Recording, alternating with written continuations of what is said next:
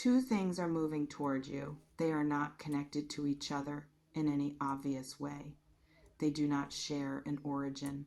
They are not traveling along the same channel or arriving through the same door. And yet they are arriving in the same window, within reach of each other, close enough in timing that when you look back from the other side of this period, you will understand them as belonging to the same moment, even if they reached you separately. A financial blessing and a call that is going to stop you mid whatever you are doing and require a moment of simply standing in the reality of what just arrived. Both are already in motion. Neither is theoretical. I want to begin with the money because I think it is the piece that is further along, and the further along quality of it is important for how you understand the whole reading. This is not a future possibility I am describing, not a manifestation that requires your active participation or your correct energetic alignment or any specific thing you need to do between now and its arrival to make it happen. What I am reading has the specific quality of something that is already in process, already moving through whatever practical mechanism is required for it to reach you, already past the point of decision or approval or whatever earlier stage would have been the point of uncertainty. It has been approved. Whatever that means in the specific context of your situation, whatever process had to happen, whatever review or decision or conclusion had to be reached, it has been reached in your favor. And what remains is simply the movement of the result through the remaining distance between where it currently is and where you are standing. The distance is closing. Let me speak to what this financial shift actually represents, because money arriving is never only about the money. It carries the energy of everything that produced it, and the context of everything, it changes. This particular blessing is arriving in response to something you did, not recently necessarily, something you put in motion at a prior point that you invested in or built or contributed to or claimed, that has been working its way through a process you may not have been actively monitoring, and that has now completed. The completion is producing a result that is being delivered to you. Think about what you have invested in, what you have built quietly over time, what claims you have made that were legitimate and that required a process to be honored, what you have contributed that deserves a return you have not yet received. That is where this is coming from. And the size of what is arriving corresponds in the specific way that genuine returns correspond to genuine investments, to the size of what was put in, not necessarily in proportion to the time. Time and return do not always map onto each other in a linear way, but in proportion to the value of what was originally offered. What you offered had significant value. The return is reflecting that. I want to be specific about what changes when this arrives, not the abstract sense of abundance opening up, the concrete daily life sense of what becomes different. There is something you have been operating around, a constraint, not necessarily financial in origin, though it has had financial expression, a limitation in what is available to you, in what options are open, in what decisions are possible without a particular kind of resource being in place first. Something that has been requiring you to navigate your choices through a narrower channel than your actual life and your actual ambitions and your actual sense of what you should be able to pursue deserve. That constraint is lifting, not immediately all at once, but the fundamental thing that has been holding the constraint in place, the specific resource that has been insufficient to make the constraint dissolve, is arriving in a form that addresses it. What becomes possible when the constraint lifts is not small. It is not a single thing that changes. It is the quality of what you can choose, the options that open up, the decisions you can make cleanly without the overlay of scarcity forcing you to accept less than what you would choose with more room. More room is coming. More room is coming. I want to describe what the first moments of more room actually feel like, because people rarely describe this accurately, and I think it is worth naming. It does not feel like an explosion of possibility all at once. The first experience of financial constraint lifting is typically quieter than the imagination suggests it will be, subtler. It feels like a specific weight coming off a specific shoulder, like a low-grade tension that you had stopped noticing because it had been there so long, releasing in a way that makes you suddenly retroactively aware of how much it was costing you to carry it. You will notice the absence before you notice what the absence makes possible. The absence of the monitoring, the continuous background calculation that financial constraint requires, the assessing of what is affordable, what must wait, what must be declined, what the realistic version of a given aspiration looks like within available resources. That calculation, which has been running so long it became invisible, is going to get quieter.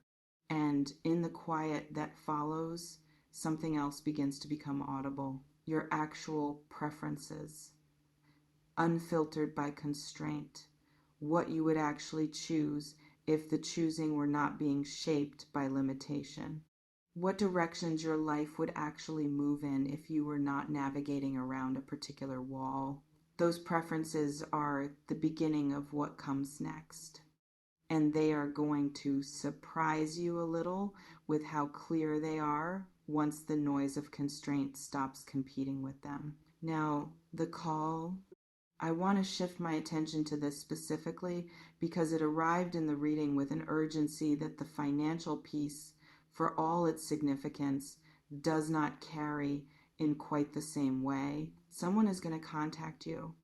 The form it takes is voice, not a message or an email or anything that allows the human quality of what is being communicated to be filtered through text, a call. The specific vulnerability of using your actual voice to deliver something that matters, that choice, the choice of a call when other options were available, tells you something about the person making it and about what they are trying to communicate. You cannot not hear voice. Text can be read in any tone you bring to it. Voice arrives preloaded with the tone of the person producing it, with the quality of how they are holding what they are saying, with the slight unevenness of genuine feeling versus the smoothness of something rehearsed to flatness, with the specific sound of someone who is saying something that matters to them in a form that leaves the mattering audible. This person chose that vulnerability on purpose. Let me tell you what the call contains, because I want to be specific rather than tantalizing. There is something they have been sitting on for a period of time that is longer than comfortable to acknowledge. A decision or a realization or an acknowledgement of feeling that has been developing in them and reaching various points of almost saying before something intervened, their own hesitation, the circumstances not being quite right, the words not assembling correctly, the particular maddening quality of something that keeps being almost ready and then requiring more preparation before it can be offered. That preparation is complete. What arrives in the call is not tentative. It is not another approach that stops before the essential thing. It is the essential thing, the actual central, no more circling around it statement of what this person has been building toward and is now ready to deliver in a form that does not allow for ambiguity about what is being said and what is being asked. For some of you, this is love finally named, the specific, clear declaration of feeling that has existed for a while in the space between you as something felt but not formalized. For others, this is an offer, professional, collaborative, the specific, serious offer of someone who has been watching your capabilities and your work and has arrived at a conclusion that they want you in a particular role or at a particular table that carries real significance. For still others, this is a return. Someone whose absence from your life has been a question mark, coming back into it with the specific quality of someone who has done enough personal work in the interim to have something different to offer than what they carried when they left. In all three cases, the call carries the quality of something that is going to require you to be fully present when it arrives, not half present, not managing it from a slight distance while you continue doing whatever you were doing before the phone rang. Put everything down. Be there. I want to speak to the simultaneity of these two things because the fact that they are arriving in the same window is not coincidence, and the not coincidence of it carries its own message. When multiple significant things move toward a person at the same time, the most common explanation is not luck, it is alignment. Something about the version of you that currently exists, the specific combination of who you have become and where you are standing in your own development and what you have been building and what you have been releasing and what you have been allowing yourself to want clearly is producing a convergence, is creating conditions in which things that have been developing separately and in their own timelines are finding their way to you simultaneously because you have arrived at a place where you can receive them. You became ready for this level of arrival, not today. Through a process that has been running for a while, through the specific, often invisible work of becoming more fully yourself and more fully aligned with what your actual life is supposed to look like. And the results of that process do not arrive one at a time with appropriate spacing. They arrive in clusters when the conditions are right, with the particular generosity of something that has been building toward expression. This cluster is yours. This cluster is yours. I want to say something about what clusters like this require from the person receiving them, because I think it matters for how you move through this window. They require a particular quality of presence, not the anxious, hyper alert presence of someone who is watching carefully to make sure nothing slips through.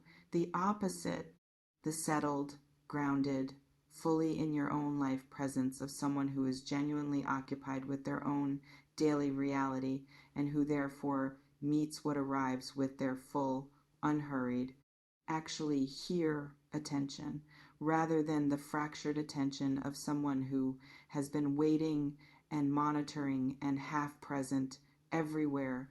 That quality of presence is both what receives things most fully and what magnetic gravity naturally attracts things toward. When you are genuinely elsewhere, in the best possible sense, actually living your actual life, rather than standing at the edge of it watching for what is coming, the things that are coming can find you more cleanly, can land more fully, can be received at their full size rather than through the mediating layer of anticipation.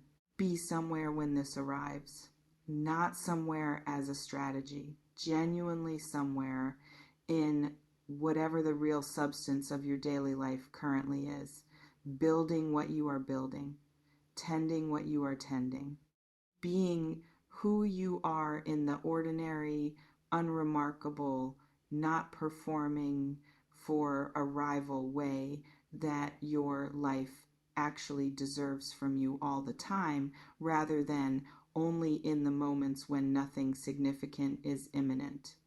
Tell me in the comments where you feel this landing. Which part arrived with more immediacy? The financial, the call, or both together? Tell me if something shifted in your chest when I described the call. Tell me if the financial piece connected to something specific you have been waiting on. I want to know how this reading is reaching you. I want to address something about the shock in the title, because the title says the call is shocking, and I want to be honest about what that shock is actually about. It is not the content of the call that is going to be shocking in the way that bad news is shocking. The shock is the different kind. The specific, disorienting, slightly breathtaking shock of something you are not positioned to receive right now, arriving in the middle of an ordinary day. The timing. You are not going to be in a moment of maximum readiness when this call comes. You are going to be doing something mundane, going about your daily life with no particular anticipation of what is about to land in it.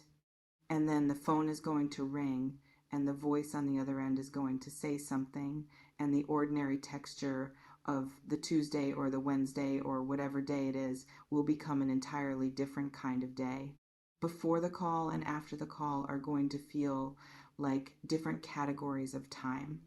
Not because what is said is catastrophic or overwhelming, because it is significant, genuinely significant, in a way that most phone calls are not. And genuine significance, when it arrives in the ordinary middle of a regular day, produces the specific shock of being reminded that your life is still capable of being changed by a single conversation. That shock is actually wonderful. Let it be what it is. I want to speak to what you do in the space between now and the arrival of these two things, because that space exists and it deserves some attention. The most useful thing you can do in this space is not preparation in the tactical sense, not organizing yourself to be ready for a particular outcome or positioning yourself advantageously in relation to what is coming. The most useful thing is something considerably simpler. Continue. Whatever you are building, keep building it. Whatever you are tending, keep tending it. Whatever version of your life you are living and developing and making more fully yours with each passing day, stay in that fully, without the distraction of monitoring the horizon for what is on its way. Because what is on its way does not need you to watch for it. It has its own navigation. And the version of you it is going to find, the version that has been going about the genuine business of being fully in your own life without performing, the waiting for what is coming, is the version it was calibrated for. Go live your life. The blessing and the call will find you there. Let me say something about what the financial blessing means in a context that is bigger than the money itself. Resources change what is possible, not in the abstract sense of opening up opportunities that did not previously exist, though that is real. In the more personal sense of changing your relationship to your own choices, of removing the specific quality of constraint that financial limitation imposes on decision making, of making it possible to choose based on alignment rather than on what is accessible within a particular level of resource. You are someone with a strong and clear sense of what actual alignment looks and feels like, of what the right choice is in a given situation, what serves your actual values and your actual vision and your actual becoming, rather than simply what is available within the current set of constraints. That clarity has sometimes existed without the resources to act on it. What is arriving begins to close that gap. Not completely, not in a single arrival that addresses everything at once, but meaningfully in the specific, practical, daily life sense of having more capacity to choose from alignment. more ability to move toward what you actually want rather than toward what the constraints make possible. That is what this blessing is actually giving you, not just money. Room to choose as yourself. As we close, I want to give you one image that I think captures the full texture of this reading. You, in an ordinary moment, not preparing for anything, not positioned particularly, simply present in the unremarkable texture of your daily life, doing whatever the day requires, being who you are without performance or strategy or any particular orientation toward what is coming. And then things begin to arrive, not with announcement, not with the drama that the significance of what is happening might seem to warrant, simply arriving as significant things do in actual life in the middle of the ordinary. A transfer that processes, a phone that rings, a voice that says something that requires you to stop what you are doing and be fully present for a moment that is reshaping the coordinates of your immediate future. And in that moment, looking back at the period that preceded it, understanding that nothing that happened in that preceding period was wasted, that the building and the tending and the continuing and the becoming were all producing this, that the ordinary days were never only ordinary. They were the preparation for exactly this.